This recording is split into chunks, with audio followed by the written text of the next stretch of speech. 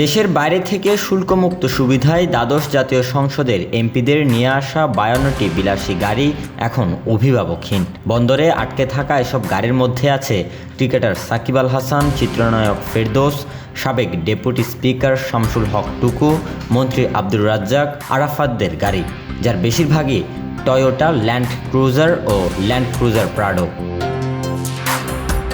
বাণিজ্য মন্ত্রণালয় ও এনবিআর সূত্রে জানা গেছে, সংসদ না থাকায় সংসদ সদস্য পদমর্যাদা আর নেই, তাই গাড়িগুলো বিনা শুল্কে ছাড়িয়ে নেওয়ারও সুযোগ নেই। এসব গাড়ি বাজার মূল্যে বিক্রির সিদ্ধান্ত নিয়েছে সরকার। এনবিআরের তথ্যে দেখা যায়, এই 52টি গাড়ির আমদানি মূল্য প্রায় 70 কোটি টাকা।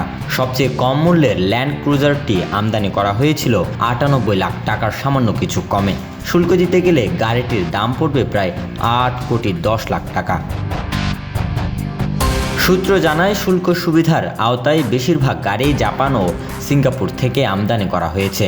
Toyota Land Cruiser, Toyota jeep, Toyota LC station wagon মডেলের এসব গাড়ির ইঞ্জিন ক্যাপাসিটি 3000 থেকে 4000 সিসি। সংসদ সদস্যরা প্রতি 5 বছরে একবার শুল্কমুক্ত গাড়ি আমদানি করতে পারেন। এই ধরনের গাড়ির উপর কর 810% পর্যন্ত হতে পারে। Desk report, news now 24।